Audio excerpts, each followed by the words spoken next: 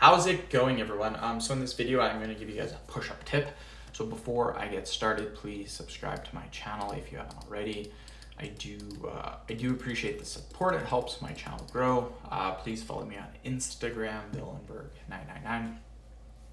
So one of the tips that I will give you is when trying to do more push-ups, when trying to get more jacked, trying to get your shoulders, your triceps, your chest bigger, what we want to do is we slowly over time want to increase the number of push-ups that we are doing. This is known as progressive overload. With progressive overload, that is actually how you stimulate muscle growth.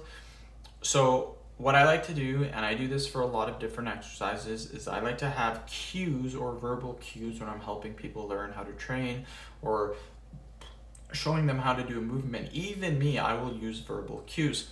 And one of the cues that I use for push-up is instead of actually doing the push-up, obviously we're going to do the push-up, but imagine when you get to the bottom that you're pushing the ground away from you.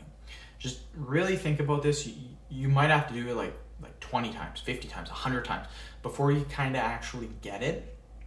And it's just a little cue that just allows you to make sure everything is tight, because that's a real issue when people are doing push-ups, is that they don't really think about keeping tight throughout the whole movement. And if anything gets a little bit loose, like your shoulders get relaxed, your triceps, that's actually where energy leaks happen. And with an energy leak, you just basically, what happens is your body just basically wastes energy. So it just means that you'll do less push-ups. Kind of like when you're squatting, if your upper back isn't tight, your core isn't tight, your legs aren't flexed, your hamstrings, all that, if everything really isn't tight, then you'll be able to do less weight. So the same thing is said with the push-up. By thinking about pushing the ground away from you, you're always staying tight when doing the push-up. Another exercise that I do this with, and this is like the main exercise I do this with, is doing the leg press. Instead of picturing the weight coming down to me, I always think about pushing it away from me. So it's a little verbal cue.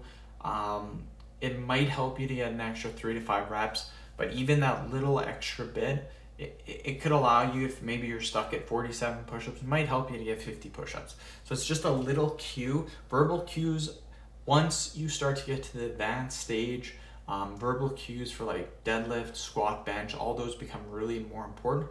And I think for doing the push-up, it could help you as well. So try it out. You can do a little more research into verbal cues and stuff like that. And there's lots of different ones. It's not just this one. So end of video. Thank you so much for watching. Please subscribe to my channel if you haven't already.